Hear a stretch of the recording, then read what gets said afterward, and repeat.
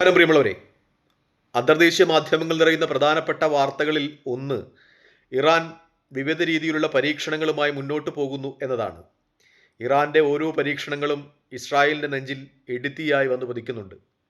പ്രത്യേകിച്ചും 2-3 ദിവസങ്ങളായി അന്തർദേശീയ മാധ്യമങ്ങളൊക്കെ ചർച്ച ചെയ്യുന്ന ഏറ്റവും പരമപ്രധാനമായ ഒരു കാര്യം, ഇസ്രായേലി പ്രധാനമന്ത്രി ബെഞ്ചമിൻ നെതന്യാഹു ഡിസംബർ 29-ന് അമേരിക്കൻ പ്രസിഡന്റ് ഡൊണാൾഡ് ട്രംപിനെ കാണുന്നു എന്നതുമായി ബന്ധപ്പെട്ടാണ്.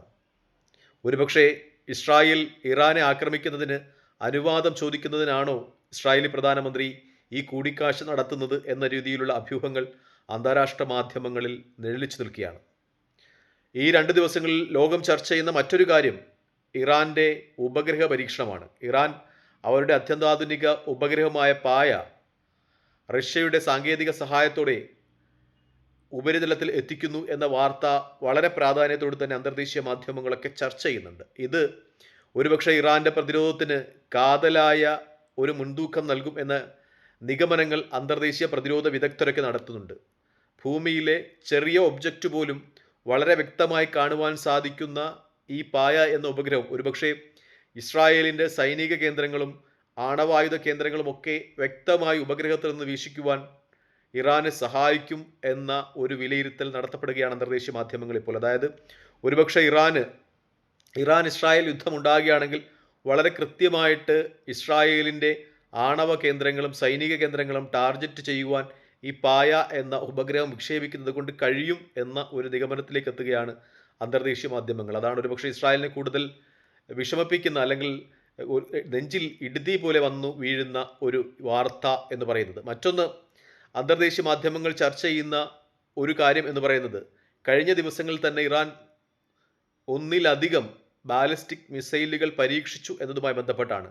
ഒരുപക്ഷെ ഒരു രാഷ്ട്രീയ മേൽക്കോയ്മ, അല്ലെങ്കിൽ ലോകത്തിന് ഒരു മുന്നറിയിപ്പ് നൽകുക, ഇസ്രായേലിനും ഒരു മുന്നറിയിപ്പ് നൽകുക എന്ന രീതിയിൽ വടക്കൻ കൊറിയയുടെ മാതൃകയിൽ ഒരു പരീക്ഷണം നടത്തിയതായിരിക്കാം എന്ന വീക്ഷണങ്ങളൊക്കെ അന്തർദേശീയ മാധ്യമങ്ങൾ നിറഞ്ഞു നിൽക്കുന്നു എന്നൊരു വസ്തുതയുണ്ട്. അതായത് ഇസ്രായേലും ഇറാനും ഒരു സംഘർഷത്തിൻ്റെ നിഴലിലാണ്. അപ്പോൾ കൂടുതൽ മേധാവിത്വം, ഒരു ഭയത്തിൻ്റെ അന്തരീക്ഷം വരുത്തുക എന്ന രീതിയിൽ ഇറാൻ ചെയ്ത നടപടികളാണോ എന്ന ചിന്ത ഉയരുന്നതോടൊപ്പം തന്നെ ഇറാൻ്റെ ഭാഗത്തു നിന്ന് ഇത്തരം പ്രതികരണങ്ങൾ ഇസ്രായേലിനെ പ്രകോപിപ്പിക്കുന്നുണ്ട് എന്നതും വാസ്തവമാണ്.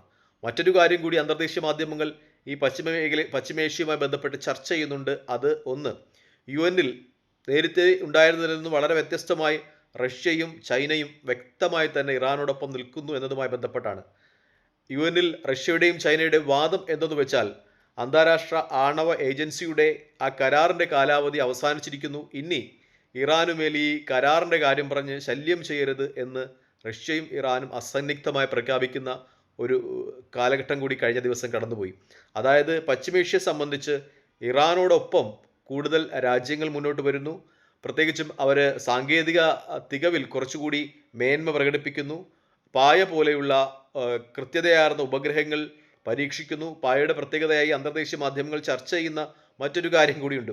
AI സാങ്കേതിക വിദ്യ ഉപയോഗിക്കുന്ന ഈ ഉപഗ്രഹം വളരെ കൃത്യമായി തന്നെ ഇസ്രായേലിൻ്റെ സൈനിക രഹസ്യങ്ങൾ ചോർത്തുവാൻ ഇറാനെ സഹായിക്കും എന്ന രീതിയിലാണ്.